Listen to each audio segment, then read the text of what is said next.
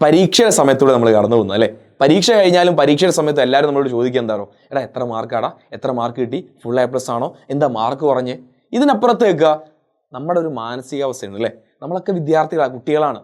എടാ നീ ഓക്കെ ആണോ, നീ കൃത്യമായി പഠിക്കുന്നുണ്ടോ, അല്ലെങ്കിൽ നിന്റെ മനസ്സ് ഓക്കെയാണോ, നിനക്ക് കുഴപ്പമൊന്നുമില്ലല്ലോ, പഠിക്കാൻ കഴിയുന്നില്ലേ, ഏതെങ്കിലും ഭാഗം പഠിക്കുമ്പോൾ ബുദ്ധിമുട്ടുണ്ടോ, ടെൻഷനുണ്ടോ? ഇതൊന്നും പലരും ചോദിക്കാറില്ല. എല്ലാവർക്കും അറിയേണ്ടത് നമ്മുടെ മാർക്കാണ്. ഫുൾ A+ ആണോ, എത്ര കിട്ടി, 80-ൽ 80 ആണോ, ഫുൾ മാർക്കാണോ, എന്തേ ആ മാർക്ക് കുറഞ്ഞ്, എന്തേ ഈ മാർക്ക് കുറഞ്ഞ്? നമ്മളൊരു മാനസികാവസ്ഥ, നമ്മളിതിന് ഓക്കെ ആണോ എന്ന് ആരും ചോദിക്കാറില്ല. അത് ആരും കുറ്റം വേണ്ട കാര്യമൊന്നുമില്ല കേട്ടോ, അത് സൊസൈറ്റി അങ്ങനെയാണ്. അതുകൊണ്ട് നമ്മളെ മെന്റൽ സ്ട്രെങ്ത് ശക്തിപ്പെടുത്തുന്നത് നമ്മളാണ്. ഈ ഒരു സമയത്ത് നിങ്ങൾക്ക് ഏറ്റവും കൂടുതൽ പേടി വരുന്ന സാധനമാണ് പരീക്ഷാ പേടി. ശരിക്കും ഇങ്ങനെ ഒരു പരീക്ഷാ പേടി എന്നൊരു സാധനം ഉണ്ടോ? ഞാൻ ഇന്ന് ഈ വീഡിയോ ചെയ്യാനുള്ള ഏറ്റവും പ്രധാനപ്പെട്ട കാരണം, ഇന്നലെ എനിക്കൊരു കുട്ടി, അതായത് നമ്മുടെ +2 കഴിഞ്ഞ പിന്നെ നമ്മുടെ ഒരു സീനിയർ സ്റ്റുഡൻറ്റാണ്, നമ്മുടെ ഒരു എജുപോൻ്റെ ഫാമിലിയിൽ ഉണ്ടായിരുന്ന ഒരു കുട്ടിയാണ്. ആ കുട്ടി എനിക്ക് മെസ്സേജ് അയക്കുകയാണ്, സാറേ ഞാനൊരു സംശയം ചോദിച്ചോട്ടെ സാറേ, എൻ്റെ ഡിഗ്രിയുടെ സെം എക്സാം ആയിരുന്നു, ഞാൻ ഇന്നലെ പരീക്ഷ എഴുതാൻ പോയില്ല സാറേ, എനിക്ക് എൻ്റെ കോഴ്സ് ഇനി കണ്ടിന്യൂ ചെയ്യാൻ സാധിക്കും, അല്ലെങ്കിൽ എനിക്ക് ഡിഗ്രി പോകുന്നതിന് വല്ല ബുദ്ധിമുട്ടുണ്ടോ? കുട്ടി അറിയില്ല. അപ്പം ഞാൻ പറഞ്ഞു, നീ എന്ത് വിഡിതാ നീ ചെയ്ത്? പരീക്ഷയെ പേടിച്ച് ആ കുട്ടി പരീക്ഷ എഴുതാൻ പോയില്ല. ഇനി ആ ഡിഗ്രി, അപ്പം ഞാൻ പറഞ്ഞു സപ്ലൈ ചെയ്താൽ മതി, അടുത്ത വർഷം പരീക്ഷ സപ്ലൈ ചെയ്ത് വേറെ കുഴപ്പമൊന്നും വരാനില്ല എന്ന് പറഞ്ഞു. അപ്പം ഇത് പരീക്ഷ പേടി ആ കുട്ടി, അതായത് നിങ്ങൾ ഒരു പ്രായപൂർത്തിയായി 19 വയസ്സുള്ള കുട്ടിക്ക് പോലും ഈ ഒരു ടെൻഷൻ ഉണ്ടെങ്കിൽ നിങ്ങളൊക്കെ അവസ്ഥ എന്തായിരിക്കും?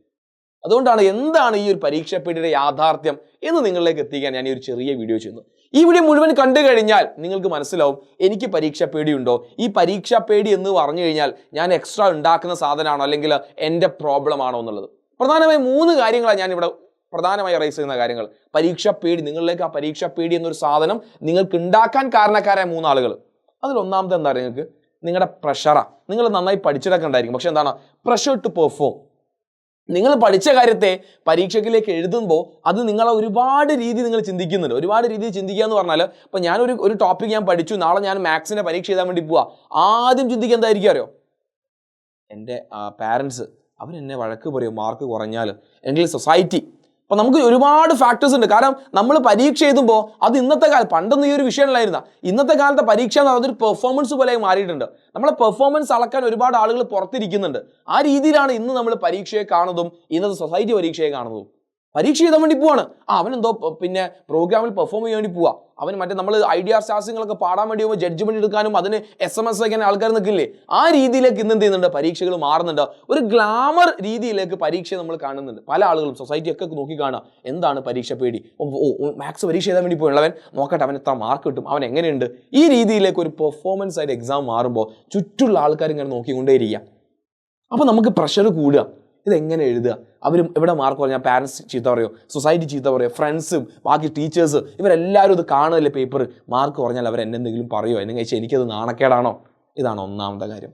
എൻ്റെ പൊന്നു മക്കളെ, ഈ കാര്യം നിങ്ങൾ ചിന്തിക്കേ വേണ്ട. ഞാൻ എപ്പോഴും പറയുന്നൊരു കാര്യമുണ്ട്, ഇന്ന് നാളെ പറ്റി ചിന്തിക്കാൻ ഓവർ തിങ്ക് ചെയ്യാൻ തുടങ്ങിക്കഴിഞ്ഞാൽ പിന്നെ അതിന് നേരം ഉണ്ടാവും. ഇപ്പോൾ തൽക്കാലം പരീക്ഷ കഴിയുന്നവരെ അതൊന്നുമില്ല, നിങ്ങൾ പഠിക്കുന്നു, നിങ്ങൾ പരീക്ഷ എഴുതുന്നു, പരീക്ഷ ആളിന്ന് പോരുന്നു. ഒന്നാമത്തെ കാര്യം ഇതാണ്. ഏറ്റവും കൂടുതൽ പ്രഷർ നിങ്ങളിലേക്ക് എത്തിക്കുന്നത്, നിങ്ങൾ പരീക്ഷാ പേടിയിലേക്ക് എത്തിക്കുന്ന കാര്യം ഇതാ. മറ്റുള്ളവർ എന്നെ പറ്റി എന്തു ചിന്തിക്കും, എൻ്റെ പെർഫോമൻസിനെ പറ്റി അവരെന്ത് ചിന്തിക്കും? തൽക്കാലം അവരെ പറ്റി ചിന്തിക്കല്ല, നിങ്ങളെ പറ്റി ഒന്ന് ചിന്തിക്കും. രണ്ടാമത്തെ കാര്യം പറയട്ടെ. രണ്ടാമത്തെ മെയിൻ കാര്യം എന്ന് പറഞ്ഞാൽ ലാക്ക് ഓഫ് പ്രിപ്പറേഷൻ ആണ്. നമ്മൾ കൃത്യമായി പഠിക്കാത്തത് നമ്മൾ പരീക്ഷാ പേടിയിലേക്ക് എത്തിക്കും. കാരണം നമ്മൾ പഠിക്കണം എന്ന് വിചാരിക്കും, പല ഡിസ്ട്രാക്ഷൻ കാരണം എന്ത് ചെയ്യും, നമ്മളെ പഠനം അങ്ങനെ നീണ്ടു പോകും. പല ഡിസ്ട്രാക്ഷൻ. കാരണം പണ്ടത്തെ പോലെ ഒന്നല്ല, പണ്ട് ഞാൻ പറഞ്ഞത് ഒരുപാട് കൊല്ലം മുന്നല്ല കേട്ടോ. ഇന്ന് ഏറ്റവും കൂടുതൽ നമ്മൾ ഡിസ്ട്രാക്ഷനിലേക്ക് എത്തുന്ന സാധനം ഈ മൊബൈൽ ഫോൺ. അത് ആരൊക്കെ എന്തൊക്കെ പറഞ്ഞാലും ഈ മൊബൈൽ ഫോൺ വല്ലാതെ നമ്മളെ ഇൻഫ്ലുവൻസ് ചെയ്ത് കഴിഞ്ഞു. അതുകൊണ്ട് ആ സാധനത്തെ നിങ്ങൾ ഒരല്പം അങ്ങ് നീട്ടി വെക്കാതെ നിങ്ങൾ പരീക്ഷ കൃത്യമായി പ്രിപ്പയർ ചെയ്യാൻ സാധിക്കില്ല. അതുകൊണ്ട് ലാക്ക് ഓഫ് പ്രിപ്പറേഷനിലേക്ക് നിങ്ങളുടെ ശ്രദ്ധയെ തിരിച്ചുവിടുന്ന ഏറ്റവും പ്രധാനപ്പെട്ട ഫാക്ടറാണ് ഈ മൊബൈൽ ഫോൺ. പിന്നെ നിങ്ങളുടെ ചിലപ്പോൾ വേറെ എന്തെങ്കിലും അമിത ചിന്ത, ചിലപ്പോൾ നിങ്ങളുടെ ഫാമിലി പ്രഷറായിരിക്കാം, വേറെ എന്തെങ്കിലും വിഷയങ്ങളായിരിക്കാം. അപ്പോൾ പരീക്ഷയാണ് വരാൻ വേണ്ടി പോകുന്നത്. എൻ്റെ നമ്പർ 1 പ്രയോറിറ്റി പരീക്ഷയാണ്. എനിക്ക് ഇതേപോലെ ഒരു കുട്ടി മെസ്സേജ്, സാറേ എനിക്ക് പരീക്ഷയ്ക്ക് പഠിക്കാമെന്ന് വെച്ചാൽ പക്ഷേ പഠിക്കാൻ ഇരിക്കാൻ തോന്നുന്നില്ല. അപ്പോൾ ഞാൻ കുട്ടിക്ക് മെസ്സേജ് റിപ്ലൈ കൊടുത്ത സാധനം എന്താണ്, നിന്റെ പ്രയോറിറ്റി പരീക്ഷയല്ല. നിങ്ങൾക്ക് ഒരുപാട് കാര്യങ്ങളുണ്ട്, അതിൽ നമ്പർ 1 പ്രയോറിറ്റി എക്സാം സീസണിൽ നീ പരീക്ഷ കൊടുത്താൽ മാത്രമേ ബാക്കിയെല്ലാം നിന്റെ സെക്കൻഡായി മാറുകയും ബാക്കി എല്ലാ കാര്യത്തിനെയും നീ രണ്ടാമതായി കണക്കാക്കി എന്തിനു മാത്രം പരീക്ഷയ്ക്ക് പഠിക്കാൻ നീ പ്രാധാന്യം കൊടുക്കുകയുള്ളൂ. അപ്പോൾ ആ രീതിയിൽ നിങ്ങൾ എന്ത് ചെയ്യുക, നിങ്ങൾ എക്സാം നിങ്ങൾ പ്രയോറിറ്റി കൊടുക്കണം. എന്നാൽ നിങ്ങൾക്ക് എന്ത് ചെയ്യില്ല, ഈ പരീക്ഷ പിടിവരുന്ന കാര്യങ്ങൾ പ്രിപ്പയർ ചെയ്യും. മൂന്നാമത്തെ വിഷയം എന്താ? മൂന്നാമത്തെ വിഷയമാണ് എന്താണ്, ഫിയർ ഓഫ് അൺനോൺ. അയ്യോ ഇതെനിക്ക് അറിയില്ലല്ലോ, അയ്യോ ഇതെനിക്ക് അറിയില്ലല്ലോ. പണ്ട് ഞാനൊരു തമാശ പറയട്ടെ. ഞങ്ങൾ BEd പഠിക്കുന്ന സമയത്ത് ഞങ്ങളെ വാട്സപ്പ് ഗ്രൂപ്പിൽ മെസ്സേജ് വരും പരീക്ഷയുടെ തലേന്ന്. ഞങ്ങളൊരു ഫ്രണ്ട് ഉണ്ട്, അവൾ സ്ഥിരം ചോദിക്കും, എടാ എല്ലാവരും പഠിച്ചോ, എന്താ സ്ഥിതി, ഞാനൊന്നും പഠിച്ചിട്ടില്ല. നമ്മൾ സ്ഥിരം ഡയലോഗ് അടിക്കുന്ന ആളുകളുണ്ടാവും അല്ലേ. അപ്പോൾ നമ്മളെ സുഹൈൽ സാർ ഉണ്ടല്ലോ, നമ്മളെ ഫിസിക്സ് എടുക്കുന്ന സുഹൈൽ സാർ സ്ഥിരം അങ്ങ് പേടിപ്പിക്കും. ഞാൻ സുഹൈൽ സാറൊക്കെ ഒന്നിച്ച് പഠിച്ചാൽ. അപ്പോൾ സുഹൈൽ സാർ പറയുന്ന ഒരു വാക്കുണ്ട്, ഞങ്ങളെല്ലാവരും പഠിച്ചു, ഇനി അങ്ങ് പരീക്ഷ എഴുതിയാൽ മതി. ഇത് കേട്ടാൽ കുട്ടിക്ക് ടെൻഷനാണ്. കാരണം ബാക്കിയുള്ളവരെല്ലാവരും പഠിച്ചു, ഞാനൊന്നും പഠിച്ചില്ലല്ലോ.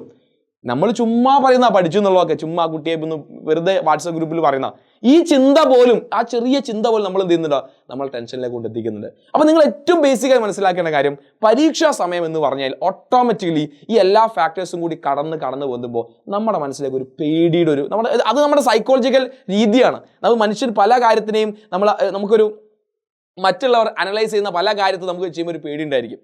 അപ്പോൾ ആ ഒരു ചെറിയ പേടിയാണ് ഈ പറയുന്നതിലൊക്കെ നിങ്ങൾ എത്തിക്കുന്ന കാര്യങ്ങൾ. അതുകൊണ്ട് തൽക്കാലം ഫിയർ ഓഫ് അൺനോൺ നിങ്ങൾക്ക് ഒഴിവാക്കാം, നന്നായി പഠിച്ചാൽ മതി. ലാക്ക് ഓഫ് പ്രിപ്പറേഷൻ നിങ്ങൾക്ക് ഒഴിവാക്കാം, എന്താ നന്നായി പഠിച്ചാൽ മതി. നന്നായി പഠിക്കാൻ പറഞ്ഞാൽ വെറുതെ പറയല്ല, എഡ്യൂപോഡ് കൃത്യമായി ലൈവ് ക്ലാസ് തരുന്നുണ്ടല്ലോ, ആ ക്ലാസ് സ്ഥിരമായി നിങ്ങൾ അറ്റൻഡ് ചെയ്യുക, വേറെ ഒന്നും നിങ്ങൾ ചെയ്യേണ്ട. ഇത് ഞാൻ ചുമ്മാ പറഞ്ഞല്ല, ഇത് ഞാൻ ഉറപ്പ് തരിക. നിങ്ങൾ കൃത്യമായി ആ ക്ലാസ് മാത്രം കണ്ടാൽ മതി. ഇനി ടെക്സ്റ്റ് നോട്ട് പോലും വായിച്ചില്ലെങ്കിൽ ഒരു കുഴപ്പമില്ല, നമ്മൾ ഇതിൻ്റെ നോട്ട് നിങ്ങൾ വായിച്ചാൽ മതി. അതുപോലെ തന്നെ ഏറ്റവും പ്രധാനപ്പെട്ട ഒരു കാര്യം, ഈ ഒരു സാധനം ഉണ്ടല്ലോ, പ്രഷർ ടു പെർഫോം. നിങ്ങൾ ചുമ്മാ ഓവർ തിങ്ക് ചെയ്ത് കൂട്ടാണ്.